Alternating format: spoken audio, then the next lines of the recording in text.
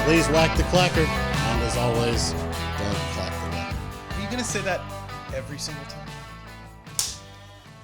We would need to go back and film some of them because I have not. Roll the tapes. No, it's probably not a good idea. Sorry, Mom. Oh, no. Wait a minute. Welcome back to The Regular Dad, and buckle up. I have a story. The other day, was shuffling. I had a truck go to the body shop. All right. So this was Dad's old truck. Oh, the blue one? Yeah. So What I got happened? it. Well, nothing. Did I do something to it? No, I knew it was happening before I brought it to you, and it rained, and it finished it off. But I had noticed that there were some bubbles in the clear coat. Okay. Now, I knew the original owner before we got it for Dad, Okay. and they said, hey, listen, he tapped this person. It was a little front end work, Yeah. And they had to repaint the hood, okay? No big deal. Well, as clear coat does, sometimes it will turn loose. Non-factory clear coats especially. And so and Factory paint is best. yeah, it is. You don't want to crack that egg at all. Oh. But anyway, so there were some bubbles, and as soon as that stuff dries out, it's adhered to the paint, but it has no flex. So when it turned loose, I mean, you talk about brittle. I mean, it's like rice paper, And so anyway, I had taken that to the shop to be to get taken care of because it had exposed the paint, and I don't know the exact future of this truck, but I know that it was going to really decrease the asking price if you've got rusted out stuff going on on the hood. Yeah. So the cost to not deal with that, would because it's like it looks really nice. it would just be a huge offset. It'd be a 4-figure price hit, and I didn't spend 4 figures getting it fixed. Anyway, to that end, I'm needing to pick this thing up. All right, and I don't. Dina works all day. She's the only other driver in the house. My buddy that I typically call was out of town. Someone's calling me now. Oh, look, it's Mom. Hey, Mom. All right. Hold on here. Hey, Mom. Mom? No, Mom. I mean, I see her on the screen. You see her. Yeah. Sorry, Mom. Hey, Mom. Nope. She may not know. She's probably, pocket dialing. Yeah. Oh, well. Bye, Mom. Bye, Mom. We tried. We tried. We're going to have her live on the air. Yeah. Okay. Her ears were burning because she knows, because this is about her. Oh, all right. Okay. So we have lunch, and I'm like, hey, can you run me out here? And she's like, well, yeah, but, a nail appointment, whatnot. It's fine. Mom's going to take one for the team. And she goes into old school, we got to get it done mode. Now, God love her and mean no disrespect. She kind of lives in, old lady mode where it's like, hey, I'm not in a hurry to get anywhere because I have the time, and I have the luxury of time. Right. Okay. And that's good and good for her. That's wonderful. Yeah. But back in the day when she was running Dad's office and she was keeping me and my sister alive, both of those were full-time jobs. Right. Okay. That paid nothing, by the way. Sorry, Mom. Wait, your dad didn't pay your mom? No. Wow. Right? Yeah. She actually paid him because she had all the books until I got them, and then I was paying them. That's hilarious. Yeah. Wait, she had the books and she didn't pay herself? No. Wow. It was the both. Mom, you're amazing. It was the both of them. Yeah. Right. I get it. Taxes, Yeah. Okay. Anyway, so we were racing across town, and she's cutting, she's just taking these turns tight and everything, and she's saving seconds at a time. It feels like minutes, but when you're a Formula One driver, seconds matter. She was, Yeah. yeah. What was the Italian guy? that was the big driver? I don't know. Okay. I don't know my Formula One driver. I'm sorry, Daryl Ash, if you watch this, because I know you're a huge F1 guy. Well, I know it doesn't matter. So anyway, but she gets caught at a red light because someone wanted to be very, very nice, and they stopped on a green going to yellow. They hesitated on the intersection, and we could have gone, but they stopped. And my mom, damn it. And she turns and she whirls to me, big eyes, and she goes, "Sorry, Ben." You're kidding. No, on cue. You could not have programmed it any better. I came unhinged. I want a reenactment. Oh my gosh, it was so great. I want a reenactment. It was great. So, yeah. So I'm probably. Does she have a dash cam by any chance? No. Dang it. Oh man. So I think my next car is going to have a dash cam. On our family group chat, we did kind of talk about within the last couple of days that mom and then her heritage, the steel side, the most often time that you heard utterances of profanity. That's not even like an expletive. It's like a no. That's like a maybe it could say profanity, but it's not an expletive. The only time you would really hear that is when they were driving. Yeah. So I'm just saying, that's So I did. Yeah, that was the funny. Awesome. That was a funny story on mom. And yeah, all right. So and she's not calling back. So, but anyway, so let's get into today. What were we talking about today? I don't know. I got myself confused with the whole. Sorry, Ben story. That's epic. Social media. Yes. Profile today. Follow the Robertson family. Go find Jace Robertson, Willie Robertson, which I think is a real boss hog. Someone manages a social media page for Phil. He's the patriarch of the family.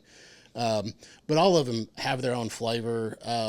The wives contribute all kinds of stuff. They're real active on social media. Sadie, I think she's legit. Sadie Robb, she's probably the most active, which you'd expect with her age, but she's, she's an influencer and just very real, she's respected. So she has a lot of good stuff to offer, good role model for young people, especially young women. But Phil has recently been diagnosed with Alzheimer's. Oh no! Wow! And so, and of course that family, the men were prominent because Duck Commander and Buck Commander have been around for years before the show and years before most of the American populace heard of, heard of them. Those are duck callers, right? Yeah. But when they had the show, Duck Dynasty, that was all about the family. And it was, they had found wealth through the simplicity of making and selling duck calls, very effective duck calls. And then, Willie took what was already a successful company and then, just made it huge. Yeah. And then, okay, so cool. But it was funny because they were still just normal people. And we've had the opportunity to meet some of them, have them in at the church and different things. And they are just like you see on the show. They put nothing on for the show and they took nothing away off screen. That's awesome. So yeah. That's awesome. So cool people there. Anyway, Phil's been diagnosed with that. We went through that with my grandfather, and that it's just sucks. Yeah, my I guess step grandmother went. It's rough. The more of a giant that they were in their life, the harder it is to watch. Well, and because it's just that much. There's more I remember there's a spot where all of sort of I don't know if this happens for everyone in the process of Alzheimer's, but there's a spot where they sort of lose the edge, and they become like innocent and kind. Yep. As they're sort of. Yep.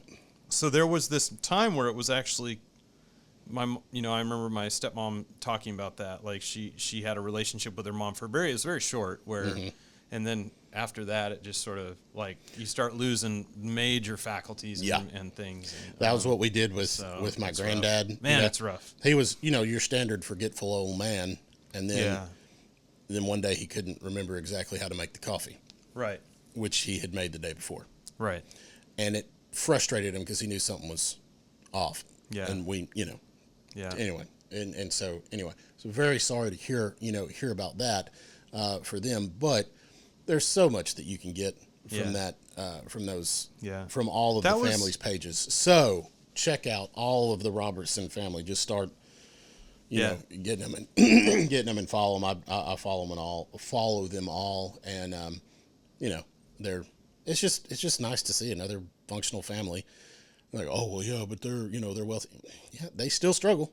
Yeah. It doesn't matter how much money they have. It didn't keep, Phil from, getting this disease, and they can't pay their way out of it. So it's not, money's not a cure all, then it's not a preventative.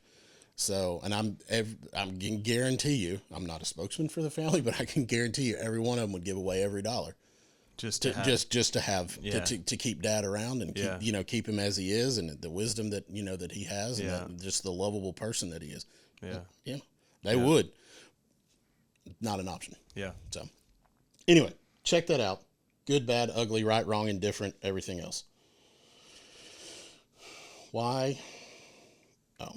Yeah, I was looking at the same thing. I was like, no, we have no input. That was just your line. My line was the only one on the screen. Okay. Yep. My bad.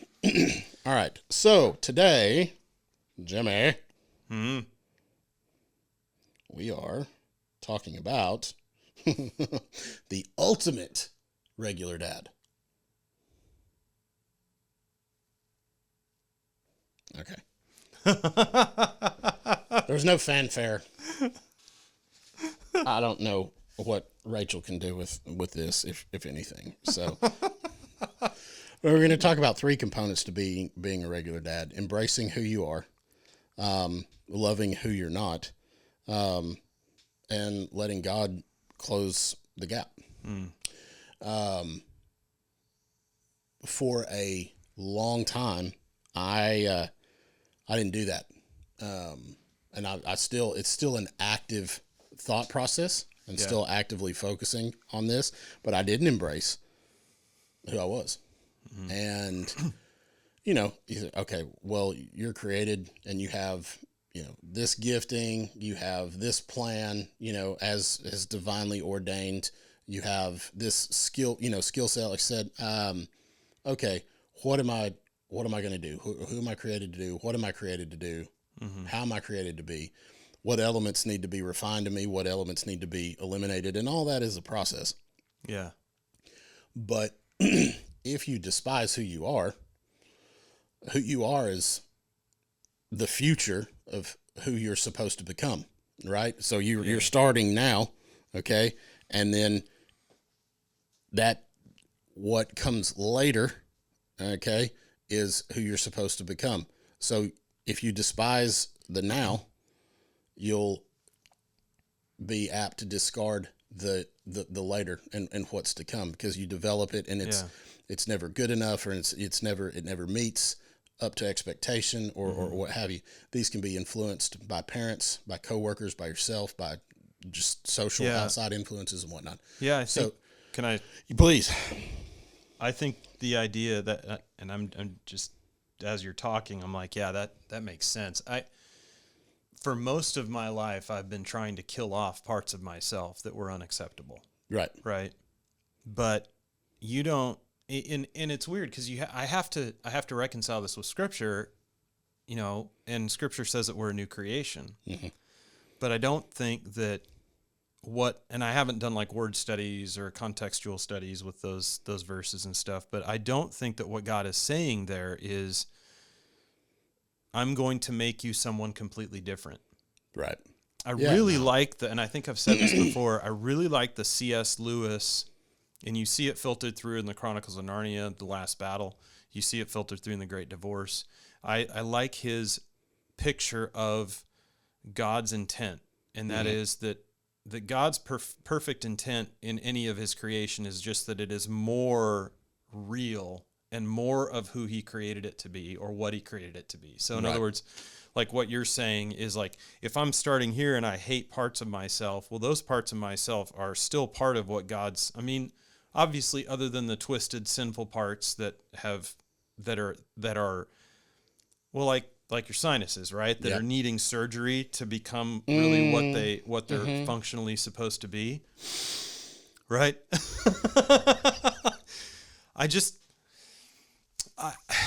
I'm still reconciling, because in my mind, if I had my wish, even now, in parts of my heart, if I had my wish, I would just take a big eraser to who I am and draw something new. There you go. I'm in that place in my heart in numerous areas still to this day. And a lot of my journey of healing has been learning to accept the parts of myself that I've tried to just erase. Yeah. And get some healing instead of just internal suicide. Right. Like to those parts. Right. Yeah. That's just, and dude, that is so hard. It is so hard because I find so many things about myself unacceptable. Right. And here's where I think we get to that point, or how we get there, because we have identified things that need to be done away with in our life. Right. But then we try to do it on our own, and it needs to be a surgical extraction, and he needs to hold the scalpel. Right. But we don't let him do that because I'll take care of myself. Right. Or we don't feel worthy to let him do that. But he's like, no, that's what I'm here for. Or it's not happening fast enough. Oh gosh, no, and it never does. And I have several bones to pick with him. Come on, we're in like the microwave generation, and our thinking and our reasoning, all of our engineering is about efficiency and bigger and better. Yeah, and he's like, easy. Like, I'm 47. I'm more than halfway done with my life, statistically speaking, and he still hasn't fixed a lot of the things that I was struggling with when I was 12. Yeah. That I perceived as problems in me when I was 12. I'm running out of hips to get broken over here. Okay? Yeah. Right? So, yeah. Anyway, spiritual orthopedic surgeon dream. Just put me back together. Anyway, so that's the embrace who you are, and then the love who you're not. And that's a couple of different things. Appreciate the fact that you're not this particular way, some way that that you don't need to be. And that, he didn't give you, you weren't given, you don't have that part in your personality. You don't have that part of you that has to be sacrificed, that has to be died, that has to be, that has to experience that rejuvenation, that okay, I'm listening. Next time on A Very Special Blossom. Yeah, okay. You bumped it. Did I really? Yeah. Oh my gosh. Sorry. So we can appreciate, some bug just landed on the light. It's a ladybug. I have ladybugs in my shop. There's one right there and one right there. I didn't notice that until you pointed that out. I don't know why I have ladybugs. It's probably some kind of infestation, but whatever. There could be worse. It could be. Absolutely. It could be ladies. That'd be really bad. Yeah. Hanging from the ceiling. Sorry, Mom. Sorry, Dino. Dear God. What are you doing in the shop? But then we can love who we are no longer. Okay. So like, I was a very depressed, closed off individual that kept relationships with others at arm's length. Mm-hmm. And I love that part of me and that I'm no longer there. Yeah. Okay. Yeah. It's kind of like loving your kids when they were in, a juvenile phase, and then they go to the next one. Okay. Mm-hmm. Every phase is kind of progressive. So are you saying there's not, you're no longer associating shame with where you've come from? Like with who you were in your past. You don't look back on that and go, man, I'm ashamed of myself for being that person. Yeah. Because the shame, it just messes up the thinking. Appreciate the fact that you're no longer there. Yeah. And what the Lord has done, and as he's worked out that salvation, in us, and love what he's delivered us from in a we appreciate that we're not there anymore. Like, wow, he's brought me so far. I never want to go back. Love the fact that you were from Egypt, okay, and that you were delivered. Okay? Yeah, that's good. Don't love it as though you want to go back to it. Right. It's like what we talked about. Yeah. The good old days. So right? because it's who you were, it's not who you are. And when you fight, you'll try to go back to it. And if you don't value what you've been delivered from, you'll return to it. The the Israelites wanted to run back to Egypt because they didn't value what they had been delivered from more than what they thought the security was. Yeah. Right? Yeah. So they're like, no, I got to get back to this. They didn't appreciate what had been done for them. Right. Right. And what they were being led towards. Yeah. And we'll get caught in that weird area, the wilderness. Okay. And we won't embrace who we are, and we won't love who we're not, because they were no longer slaves in Egypt. Yeah. They didn't value that. So they went back to it. So if you can't appreciate where you're no longer and where you're headed, where you are now, you'll have a tendency to regress. All right. Last component of that is, well, of course, letting God close the gaps, but let him show you. Dina has a phrase, and I'm trying to remember what it is exactly, but it's far more spiritual than I am. But she essentially says one of the things that she prays with extreme regularity daily is, Lord, what needs to change in me today? Yeah. Now, I'm not brave enough to pray that. I'll sprinkle it in there sporadically, weekly. Okay. She's at the daily level. I'm not there. Yeah. But, she's like, what needs to change in me, today? And that's not like, I'm not trying to be like a holier than thou with saying that, or even that she is. It's just, she's very cognizant of who she is, where she is, who she is no longer, where she's headed, and that the Lord is in control. And she tries, she wants to keep it that way. So that's one of the ways that she helps stay in balance and regulate spiritually, is what needs to change today, and tries to stay out of conflict with herself. I'm not that smart. Okay. I will war with myself, right, before I will yield to what the Lord is trying to do. See, dude, every time, not every, so obedience, submission, like, yeah, I don't like you're talking about closing the gap. Yeah. The reality is, for at least as far as I perceive it, if you really want to close the gap on these things, and we're talking in the context of relationship with God, so if that's not where you are, then I guess it doesn't apply. I always have to say this caveat, because I have very close friends who have closed the gap without the Father in their life. Yep. I don't know how. I honestly, we have conversations, and I'm like, that's amazing to me. I'm not going to make any suppositions as to what's going on internally, but I'm seeing the fruit in their life. So, but that aside, what I'm experiencing these days, like I was just reading in John, I think it's John 15, where Jesus says, I am the vine, you're the branches, my Father's the vine dresser, all that stuff. Abide in me. And there is a component there. If you read that whole set of verses, he's talking about commands. Then he specifies the command, and then but he's talking about submission, and obedience. And we like take the love of Jesus and like turn it into this like, oh, he loves everyone.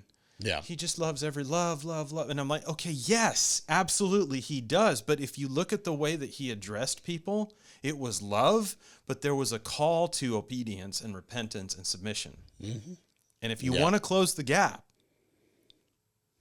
Father, what do I need to change today? Exactly. In the case of the people that that have closed some gaps, yes, you can close a lot of gaps by being a better person. You absolutely can. And therapy works. It does. It does. The things that we can do. It works wonders. And you can bring yourself to a place where you're satisfied enough with your progress, and that you're satisfied. Don't know their experience, but if you have, a resistance to, a spiritual relationship with the Lord, well, what's going on? You know, why? Right. Yeah. You know, what bugs you, right. you know, about that? And I'm not trying to challenge anyone. Don't really anyone. I'm not coming after anybody. It's just if you're able to close those gaps with your own internal fortitude and natural processes, you are a sleeping world changer. Because if you marry that natural ability with some supernatural fortitude, sky's the limit. Yeah. Well, and I think it's so interesting. Like, you can only experience what you experience. Like, I can't climb inside someone else's heart and mind and understand what's going on inside of them. Right. I believe Jesus could do that. Like, you know, but I know for me, the effort that I put forth in my life to close those gaps by my own effort, I mean, it almost resulted in, you know, ending my spiritual life, right, if not ending my physical life at times in my life. So, I think that I don't know, for me, the healing that I found, the freedom I found in just submission and obedience, and like your wife's prayer, I don't pray that every day, but like I'm when I'm spending time with the Lord in specific times where I'm like reading the word, or I'm walking around, praying, whatever, contemplating, and he comes in and says, hey, this, and I'm submitted and yielding to him, dude, that's where the freedom is found. For me, that's where I have found just real freedom, like real healing, where I am looking back on the person I used to be and going, I'm really glad I'm not that person anymore. Yeah. You know, I'm glad for that journey. And like you said, but I'm not that person anymore. And that has been a result of my walk with the Father, walking with Jesus, Holy Spirit internally making changes. That's been my story. You know, I don't know. This is an ongoing conversation I have with some really close friends who have walked away from their faith, and it's just like, and I love that we can have those conversations where we trust each other, where they can press against what I believe, and I can press against what they believe. That's a mature group of friends right there. Yeah, because most people get their panties in a bunch. Yeah, you know, and they're but like, you know, because they've got empirical evidence and of closing that gap, but for me, man, I couldn't imagine doing it on my own. I'm not strong enough to. Yeah, I mean, that's what it comes down to. That's what I feel like, is I don't have the strength. Yeah, I took it down to where, and we talked about it kind of at the front end, some of the depression journey stuff, where I had gotten to a point there was no emotional dynamic range. I kind of woke up, life was what it was, and everything was just kind of in a mild state of suck or a more significant state of suck, but it was never good. Yeah. You know. Your baseline was below zero. Yeah. And it's just kind of like, whatever. Yeah. And nothing really. Your self-approval rating was underwater, as they say in politics. Yeah, absolutely. Absolutely. Well, so that's kind of, you know, with everything that we've talked about on here, all of our episodes, different things, and being a better you and looking at things a little differently, and, you know, just embracing the normality, the regularity of who we are as dads, you know, whatever. That's, you know, that's kind of what it's all pointed back to in some form or fashion. You know, the books we've suggested, you know, and different things. Right. So anyway, so on the Cowboy Rides Away tour, the Ride into the Sunset tour, the sun is setting on this episode anyway. Yeah. So, we'll shut this one down. But stay tuned, and we will announce on social media when new episodes do make it to YouTube. But it won't be all fancy and funny and pretty like Rachel make it. Right. So Rachel makes it. Rachel make it? Rachel, the grammar is weak with me. It's cool you're a regular dad. Cool. See y'all next time. Shouldn't have to be this hard.